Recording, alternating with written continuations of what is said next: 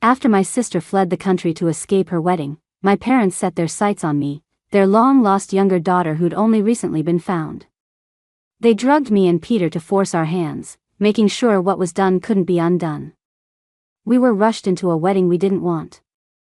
After we were married, Peter was always cold to me. Even in bed, he just went through the motions. He never cared about anything I did.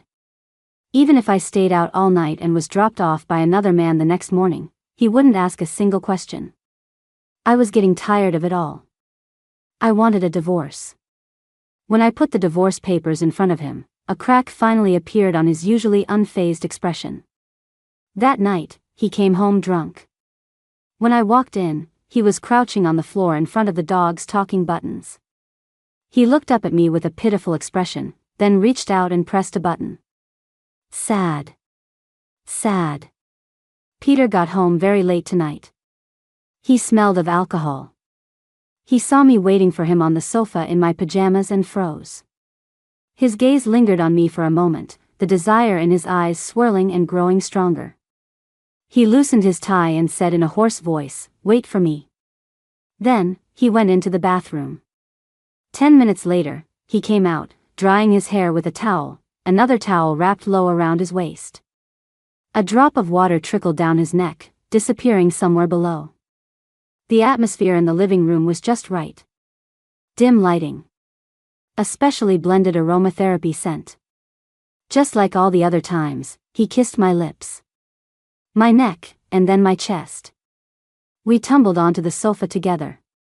I tilted my head back, my hands gripping his arms. Suddenly, he stopped. He asked, "Is Leo back in town?" I had just been getting worked up, my head spinning with desire, and I nodded dreamily. He hesitated. You went to see him tonight?" How strange. He was actually asking about my plans? Peter and I had a marriage of convenience. From the moment we got together to our wedding day, everything was orchestrated by our parents. After the wedding, Peter's mother said, "Give me a grandchild, and I'll stop meddling in your lives." They didn't care if we loved each other. They didn't care if our marriage was a happy one. All that mattered was that our two family names were linked. A child would be the ultimate bond to secure the partnership between our families. So, for a few days every month, we would sleep together like it was a chore. I snapped back to reality. "Yes," I said. "He just got back, and today's his birthday, so of course I..." Before I could finish, Peter grabbed my neck and silenced me with a rough kiss. Tonight, he was exceptionally forceful. Like he was the one who'd been drugged. Drugged. Thinking back to that night, it's still hard to forget. Before that one-night stand, I didn't actually know Peter. I'm the Wilson family's long-lost younger daughter. I was only found and brought back 5 years ago. My parents found me dull and timid, not bright or likable at all. They intentionally kept me from socializing with people in their circle. My mother claimed she was just worried I wouldn't be used to our new life. So they hired all sorts of tutors. They taught me etiquette, piano, and a host of other things I'd never even heard of. 6 months ago, my sister, Renee, was supposed to get engaged to someone from the Chi family. She refused. Her betrothal was originally to the family's eldest son.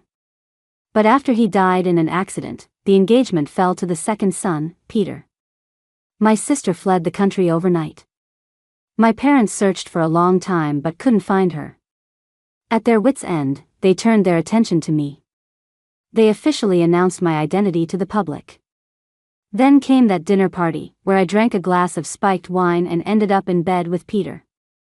The next morning, we both stared at each other, naked and horrified, amidst the wreckage of the hotel room.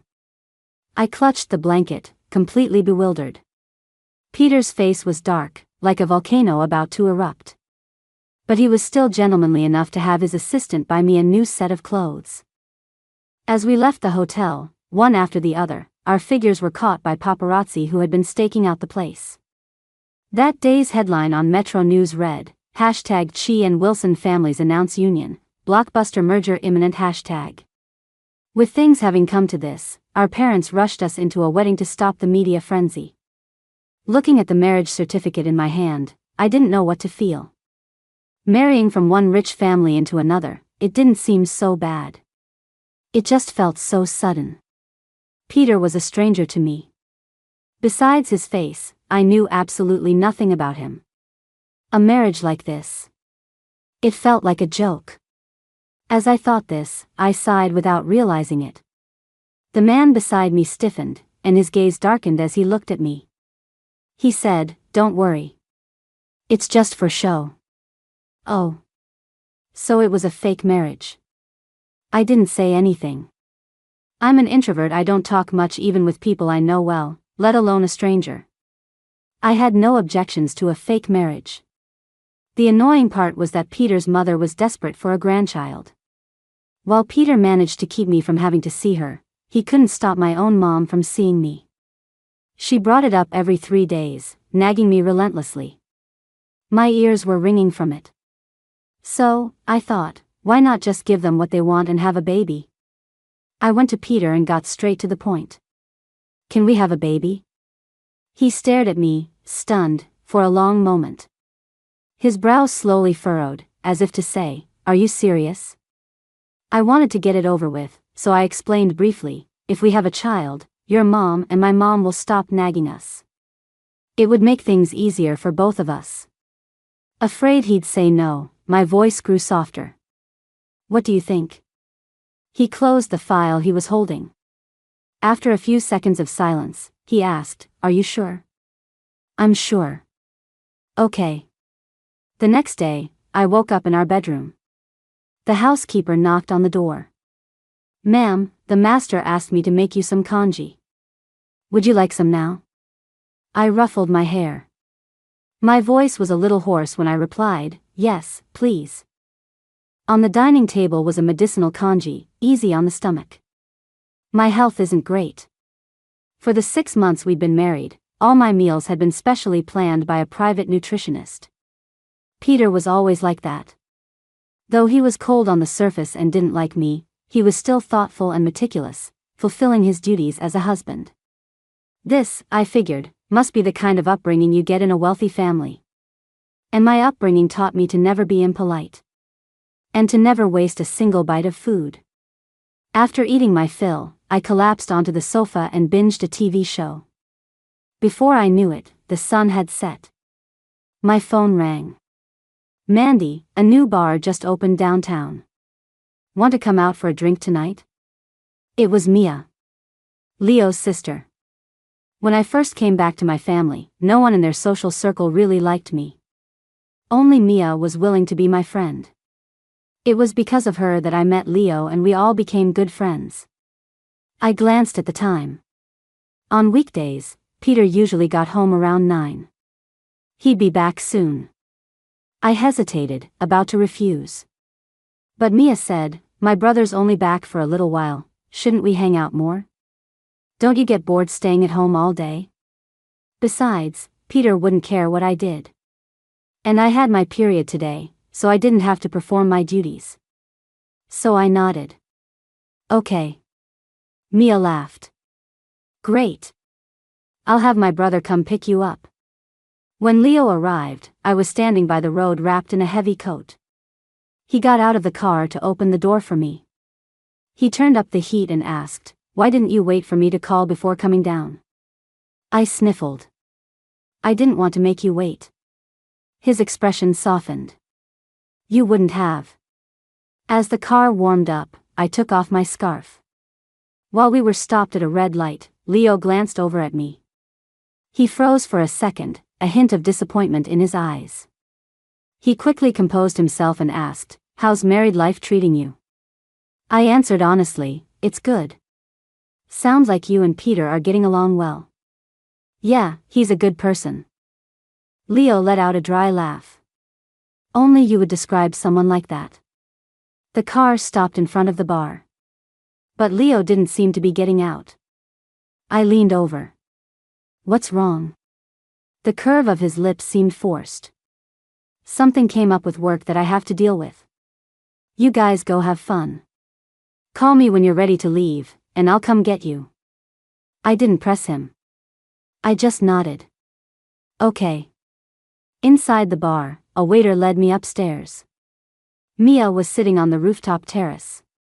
When she saw me, she leaned forward to look, but seeing no one behind me, she asked, "Where's my brother?" I sat down as I answered, "He had to take care of some work, so he left."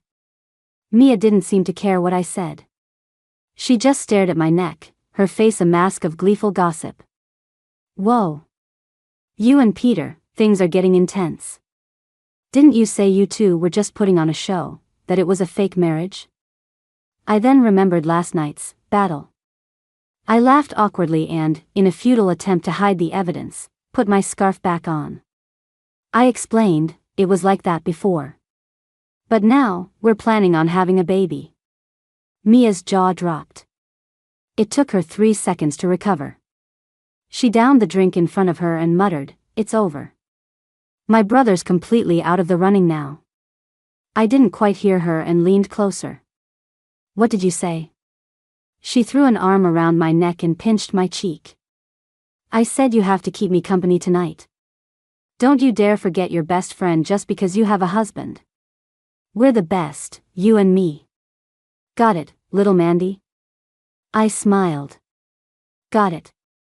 Mia was going through a rough patch with her boyfriend, so she drank a lot. As dawn started to break, she finally passed out. Since I was trying to get pregnant, I hadn't touched a drop of alcohol. I called Leo, and together we got Mia home and settled. Then, he drove me back. In the car, I was still a little worried about Mia. Leo told me, "Don't worry, I called Frank. He's on his way to take care of her. They're always like this.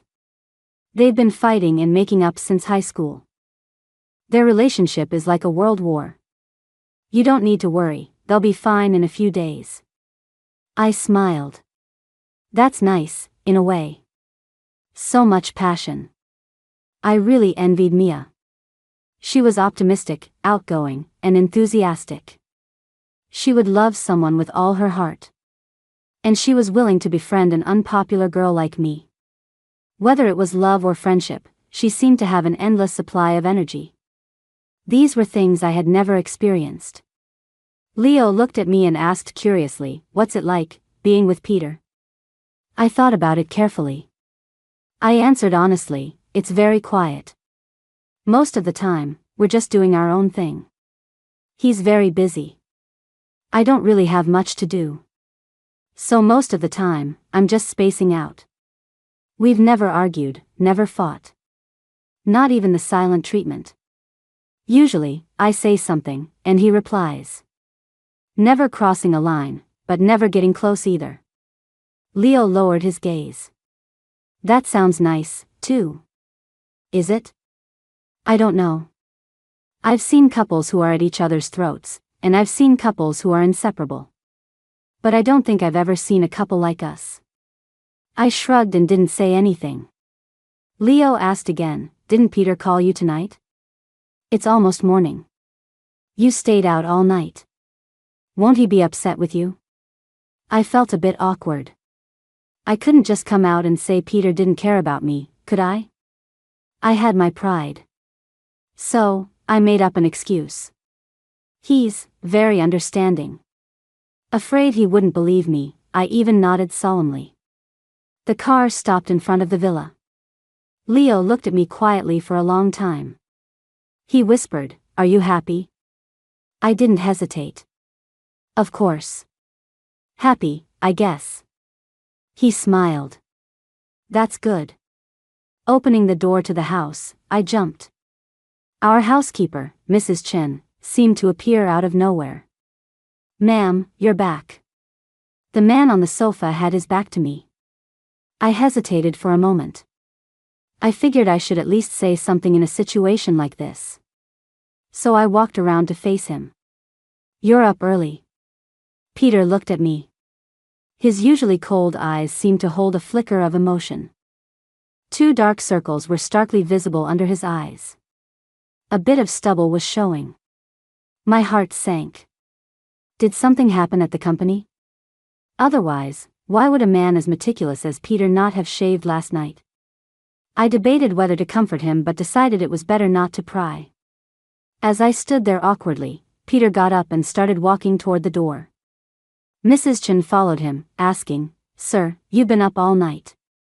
Aren't you going to have some breakfast before you go?" Peter didn't answer. Only the sound of the door closing echoed in the hall. Mrs. Chen then asked me, "Ma'am, I've prepared the beef noodle soup you like for breakfast. Would you like to eat now?" Yes. I was starving.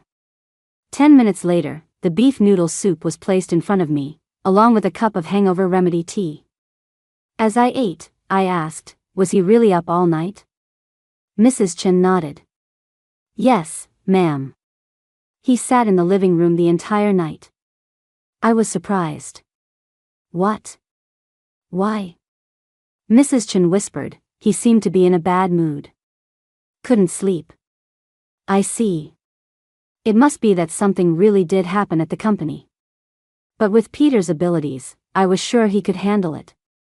After breakfast, I lay down on the bed. A husband and wife should encourage each other. So I took out my phone and sent him a text. "Don't worry, setbacks are normal. You have to allow for unexpected things to happen." Half an hour later, he replied, "You think this is normal?" "Of course. Don't overthink it. What's meant to be yours will be yours, and what's not, you can't force, right?" I waited with my phone in hand for another half hour. Peter didn't reply again. In a blink of an eye, it was time to do our duty again. Peter had been leaving early and coming home late all week, looking exhausted. I bought a special piece of lingerie for the occasion. It was incredibly sexy. I spent ages looking at myself in the mirror when I got home. Taking it off, putting it back on, over and over. Though I was embarrassed, I was determined to wear it for Peter tonight. When the clock hit 6, Peter came home right on time. I went to greet him. "You're home." A flash of desire crossed his eyes before he calmly looked away and gave a faint Then, he walked straight into his study. The door closed, leaving me outside. I froze.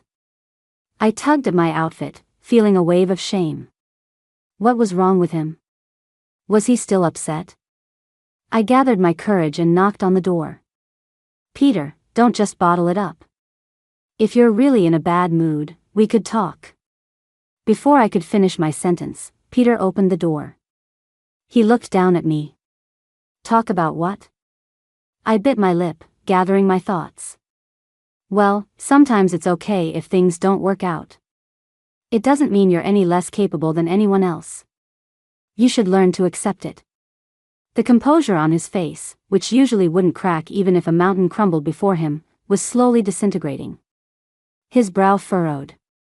"Accept it?" I nodded. His hand, hanging by his side, clenched into a fist. He took a deep breath. "Mandy, don't push your luck." With that, he shut the door again. What does that have to do with me? What is with this guy? I felt a little hurt. I called Mia and we went to a quiet bar to talk. Mia listened to my story. She had an I knew it look on her face as she said, "Peter is just too cold. It's not just with you. He's not even warm to his own parents. Hardly anyone in our circle deals with him. That man has no sense of loyalty. He walks around all day with a long face like someone owes him $8 million. He's nothing like his brother." Peter's brother was named Sean. I'd heard of him.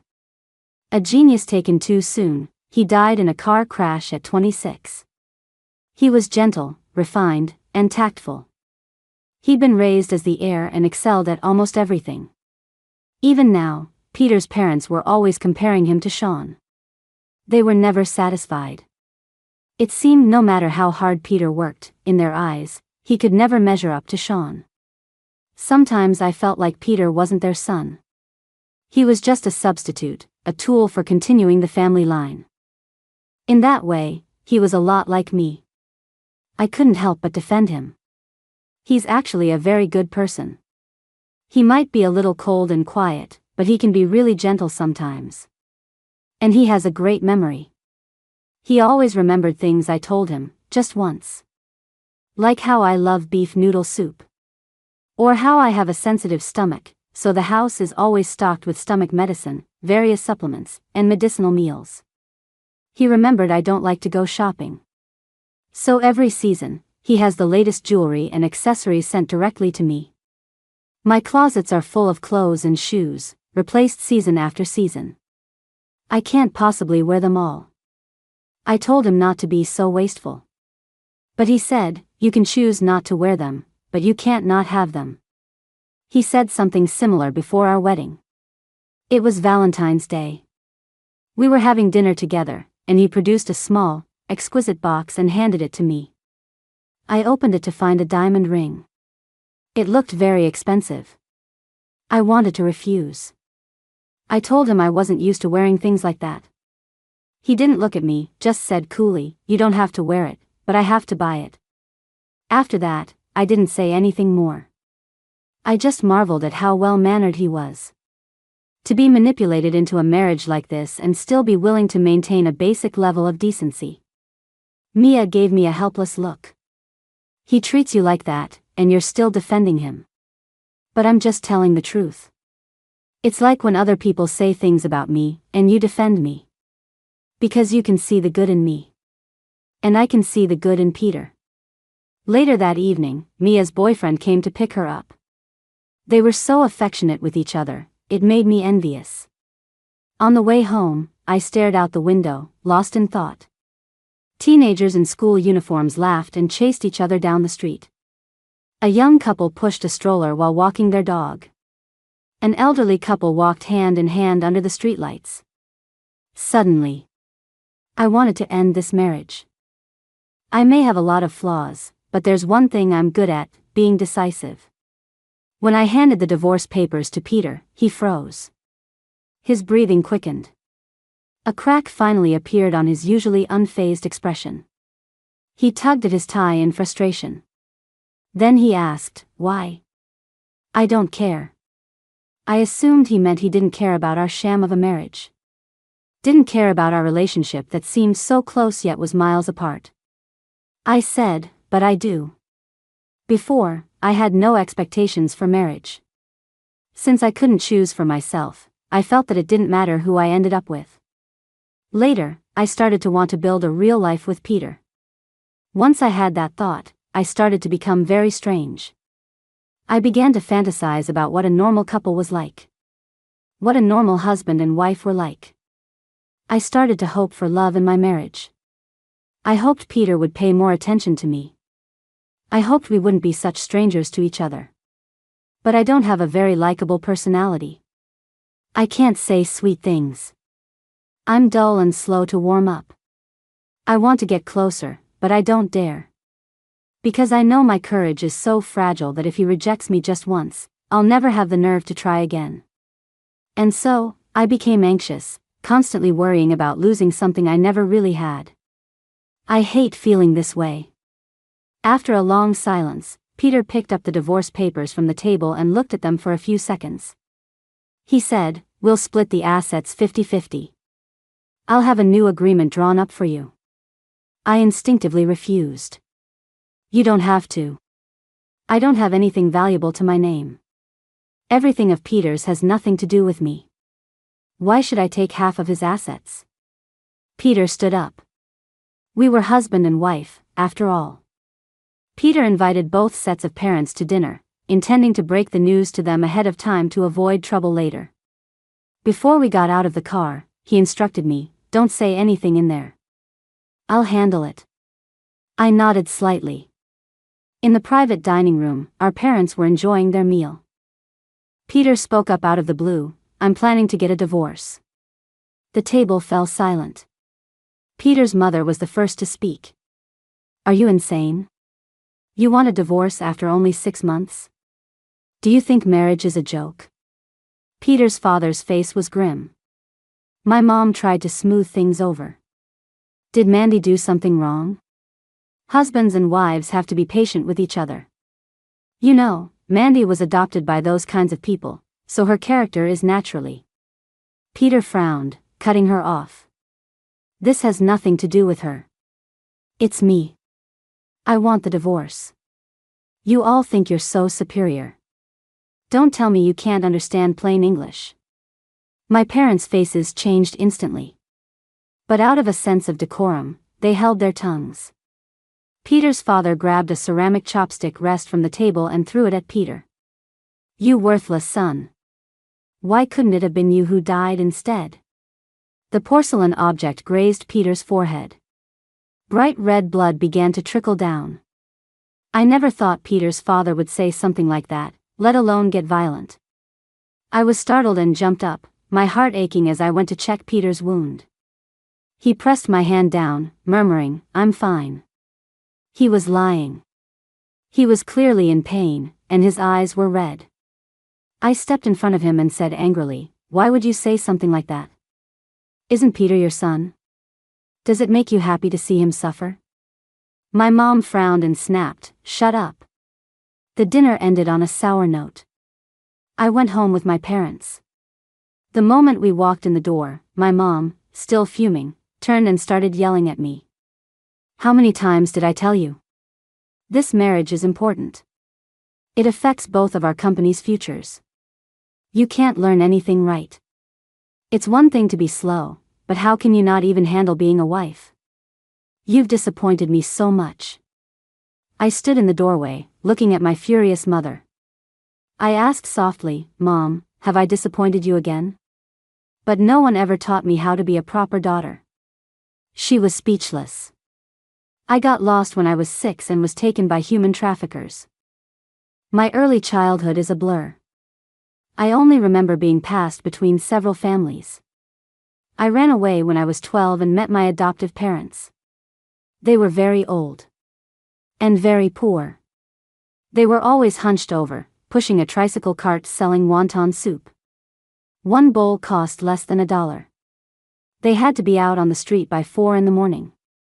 They worked tirelessly to send me to school and teach me right from wrong. My adoptive father's health was poor, and he passed away when I was 15. My adoptive mother was diagnosed with a terminal illness when I was 19. That was the year my biological parents found me. They gave me money to help pay for my adoptive mother's treatment. But she was too sick. No amount of medicine could save her. Before she died, my adoptive mother said that seeing me settled gave her peace. As she closed her eyes, she patted my hand and told me to live a good life. After returning to the Wilson family, I really struggled to fit in. Everything around me felt alien. I had never seen such a huge chandelier. I had never seen a walk-in closet bigger than my high school classroom. And I had never slept on such a soft bed. My parents did take care of me.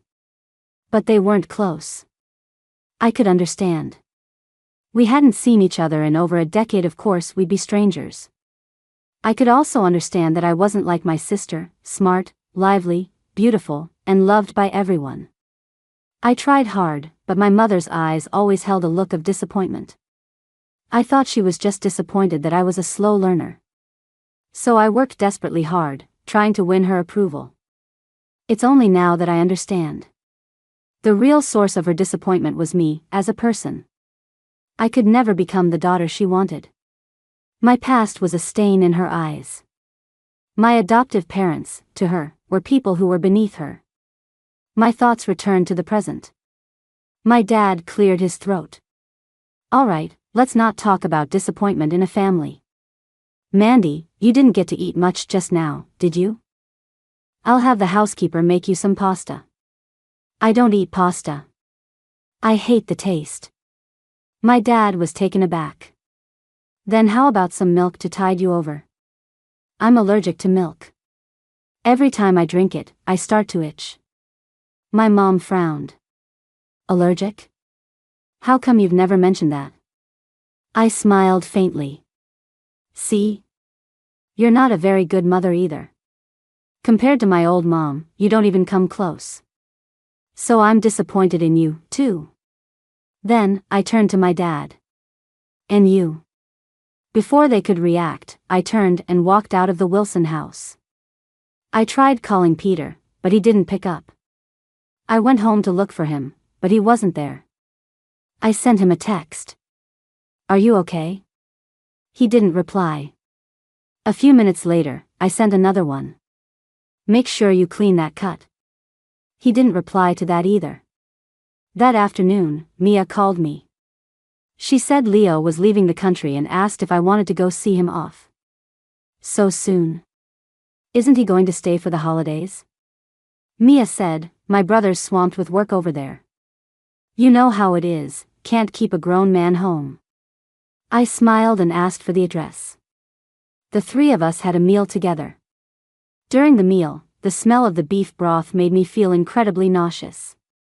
Mia was surprised. "You're not pregnant, are you?" Leo, who was about to serve me some soup, paused and looked up at me. I wasn't sure. "I don't think so." We saw Leo off at the departure gate. He glanced at my stomach, then leaned down and gave me a light hug. "Be happy." I smiled. "You too." Afterward, Mia went with me to the hospital. The test results came back, and I was indeed pregnant. Not even 2 months along. I was stunned. Just as we were about to get a divorce, I get pregnant. Seeing my worried expression, Mia waved a hand in front of my face. "Didn't you want a baby? Why don't you look happy?" I didn't tell her the truth. I just said I found it a little hard to believe. Mia nodded in agreement. "It is pretty unbelievable." She took my hand. "Let's make a deal. When your baby is born, I get to be the godmother." She started planning to herself. "What should I get the baby?" "Gold is too tacky." "How about a car?" No, they can't drive it, and it'll just sit there uselessly." Her muttering surrounded me like a gentle hum. I slowly placed a hand on my belly, feeling the tiny life I couldn't yet feel. I was conflicted. I was happy, but at the same time, I felt completely lost. After thinking it over and over, I decided that Peter had a right to know. I had to discuss this with him. 2 more days passed, and Peter was still nowhere to be found. He wasn't even going to the office. His secretary said, "Mr. Chi has been working remotely lately. I don't know where he is either." I got the contact info for one of Peter's close friends from the secretary. I called the number. After a few rings, a voice answered, "Hello, who's this?" I introduced myself. "Hi, this is Mandy. I was wondering if you've seen Peter these past few days? If you see him, could you please ask him to contact me? I have something very important to tell him." The person on the other end paused for a few seconds. "Oh, hey, it's you." "Yeah, Peter was with me the day before yesterday, but I haven't seen him today." I felt a pang of disappointment. "Oh, okay. Thanks for your trouble." "No problem. Don't worry, if I see him, I'll definitely tell him to get back to you." Mrs. Chen's son was getting married today, so she had taken the day off. I ate dinner out by myself. When I got home, a single warm lamp was lit. My little dog, Roundy, circled my feet, his tail wagging excitedly. He barked in one direction. I followed his gaze. There was Peter, head down, crouching in front of his pet communication buttons. I walked over. "Peter?" The smell of alcohol was strong. I knelt down. "How did you get so drunk?" He looked up. His eyes were red, as if he'd been crying. His bangs were messy on his forehead, a far cry from his usual cool and collected self. The cut on his forehead had scabbed over but was still noticeable. My voice softened without me realizing it. "What's wrong?" He didn't speak. He just reached out and pressed the buttons. "Sad. Sad." I froze. He pressed again. Don't want. I didn't understand. I tilted my head curiously. "Don't want what?" Just then, I noticed a piece of paper next to him. I picked it up. It was the new divorce agreement he had drawn up. My heart filled with a mix of emotions. At that moment, a phone rang. It was Peter's.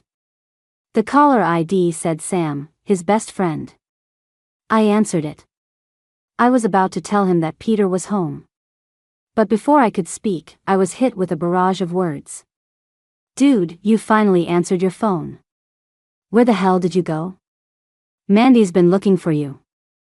I told you, if you don't want to get a divorce, just tell her. Why do you have to be so dramatic about it?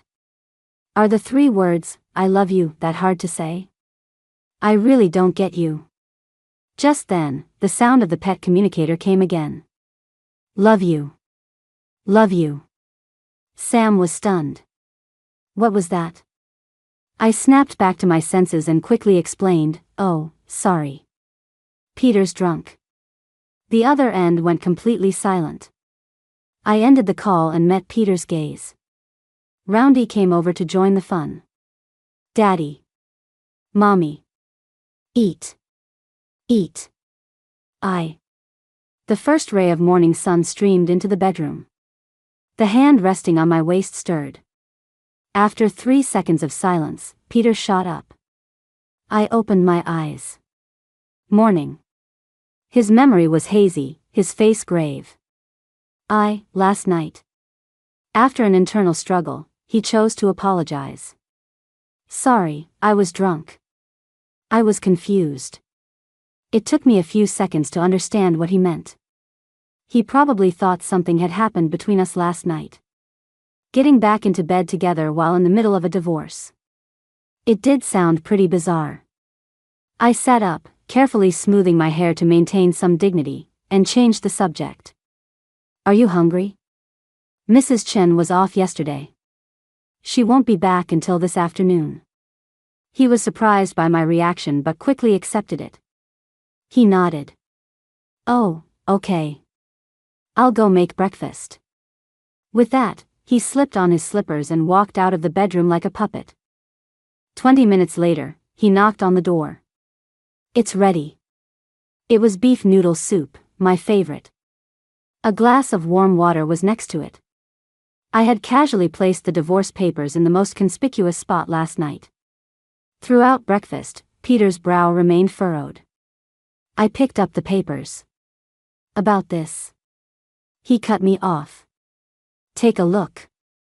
If you don't have any objections, just sign it. He managed to say it calmly, but he couldn't meet my eyes. I took a sip of water and said softly, Peter, I've changed my mind. I don't want to get a divorce anymore. He froze. Thinking he had misheard, he looked up. What? I repeated, I said, can we not get a divorce? I placed a hand on my stomach. I'm pregnant. Just over 7 weeks. His eyelashes trembled. A flash of joy crossed his eyes, but it was quickly replaced by a much more complex emotion. A moment later, he let out a self-deprecating laugh and said quietly, okay. I breathed a sigh of relief. Remembering what Sam had said on the phone, I grew bolder. I made a request. Can you come home from work earlier to be with me from now on? Yes. I want to go to the movies today. Okay. I also want to go to an amusement park. He took out his phone. I'll book the tickets. Can I order a boba tea? He stopped scrolling on his phone. Sorry, you can't have that. The doctor said you can't have any dairy products. I smiled. Actually, a lot of boba teas don't have milk in them. I can drink those. He frowned. I'll ask the doctor. He got up to make the call. Dr. Evans. I rested my chin on my hand, watching his back, lost in thought. It was just a cup of boba tea. I could have ordered it myself. But I liked being looked after, being cared for. Being held in someone's heart. When I was about 5 months pregnant, my sister, Renee, came back from abroad. She stared at my belly, her mouth agape. You're pregnant? I didn't understand why her reaction was so extreme. I just nodded instinctively. She put a hand to her forehead. They forced you to get married, and now they've forced you to get pregnant. Mandy, Are you a doormat? Do you have no backbone at all? She paced around anxiously. When our parents tried to force her into the arranged marriage, she refused. So they locked her in her room, claiming they needed to break her spirit. My sister and I had always been close. So when I saw her red, swollen eyes, I didn't think about anything except her happiness. I took her hand and said seriously, Mom and Dad aren't home today. Why don't you run for it? We were on the same page instantly. She packed her bags and left that night. When my parents asked, I was half asleep and played dumb. The reason my sister suddenly returned was that she had heard the news of me marrying Peter. Snapping back to the present, she had stopped pacing. She looked at me with determination. It's okay, it's okay. I bought a house abroad and have a stable job. I can support you and the baby, no problem. She started calculating. You're only 5 months along, you can still fly. She frantically took out her phone. Right, I'll book the tickets now. We'll leave immediately. I pressed her hand down. I'm not leaving. She seemed to calm down a bit, murmuring, Right, we can't leave now. You have to get divorced first. I was trying to figure out how to explain things to her when Mrs. Chen's voice came from the entryway. Sir, you're home. Why don't you go in? My sister instantly fell silent. We both looked toward the corner. Peter walked over calmly, gave my sister a slight nod as a greeting, and then silently turned and went into the study. My sister bit her lip and pointed in the direction Peter had just gone. Did he just hear what we were saying? Probably, he did. I made a cup of coffee and brought it into the study. Peter was focused on his work, not even glancing up. I felt a little awkward. I wanted to stay but had no excuse. I wanted to leave but felt uneasy. I gritted my teeth and went for the direct approach. Did you just hear what my sister said? His hand, which was flipping through a file, paused slightly. I didn't mean to eavesdrop. I'm not trying to blame you. I just wanted to tell you that I'm not going to get a divorce, and I'm not leaving. Please, don't take what my sister said to heart, okay? I watched him cautiously. Only when he nodded and said, okay, did I finally relax. I moved closer to him, a smile on my face. Guess what? I think the baby moved today. He looked up, a glimmer of joy in his eyes. I pushed my belly toward him and asked, Do you want to feel? He slowly and carefully placed his palm on my stomach. The next second, he froze. A smile spread across his face, lighting up his eyes. It really moved. The baby seemed to recognize him, kicking back as if to interact. I was overcome with an indescribable feeling. Like something had filled a void in my heart completely. People say that when you love someone, it's obvious. Even if you don't say it, the love just shines out of your eyes. I guess that's what I'm like. Tonight, my sister was lying in bed next to me. She propped her chin on her hand and stared at me for a long time before suddenly asking, Are you in love with Peter? Was it that obvious? Before I could answer, she asked again, What about Leo, then? Didn't you like Leo? I frowned. Leo and I are just friends. When did I ever say I liked Leo? She looked at me in disbelief. He was the only male friend you ever had around. I just assumed you two were. I shook my head, quickly explaining, No. Absolutely not. What about Peter, then? She asked. I smiled. I love him. I love him a lot. As I said it, I saw a shadow at the door quietly slip away. My sister hesitated. But Peter, he's known for being cold and heartless. With your personality, I'm afraid. I cut her off. That's just the surface. Actually, he's sensitive and gentle. Thinking about how he had taken care of my every need these past few days, a smile unconsciously spread across my face. He's a very good husband. And he'll be a very good father. My sister still didn't quite believe me. I pulled up the security footage from the night Peter got drunk and showed it to her. She was so shocked she could barely sleep all night. She kept muttering, "I can't believe Peter is actually like that." I, on the other hand, hid under the covers and texted Peter. "I saw you eavesdropping. That was on purpose this time, wasn't it?" The typing indicator appeared on his end. A minute later, he simply replied, "Go to sleep." My sister left again. She managed to leave without my parents ever knowing. Peter came with me to see her off at the airport. On the way home, I felt sleepy and dozed off. Peter didn't wake me when we got home. He just reclined my seat, and I slept in the car for over 2 hours. He stayed by my side the whole time. I asked him, "Why didn't you wake me up?" He answered with a different question, "Mandy, do you want to have a wedding? After the baby is born, we can have a ceremony just for the two of us." Our first wedding was rushed. Our parents only cared about the marriage certificate, so they skipped as many of the complicated parts as possible. The venue and decorations were all leftovers from what they had prepared for my sister and Sean. At the time, I didn't care. But it's different now.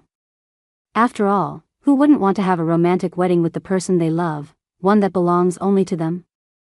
I nodded, stunned. "I do." He smiled and took my hand, our wedding rings overlapping. He whispered, "Okay."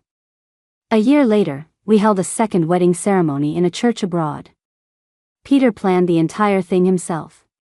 Even the wedding dress I wore was from a design he sketched and had custom made. The officiant stood between us, his expression solemn and sacred. His voice echoed through the church. "Mr. Peter Chi, from this day forward, for richer or for poorer, in sickness and in health, in youth and in old age, will you be faithful to your bride and walk with her hand in hand through life?" Peter looked at me and said earnestly, "I am willing to spend the rest of my life with you. I promise to give you all my loyalty, for richer or for poorer, in sickness and in health, in youth or in old age, I will never change." "And you? Are you willing?" My eyes grew warm. A tear slid down my cheek. I stood on my tiptoes and kissed his lips. "I am."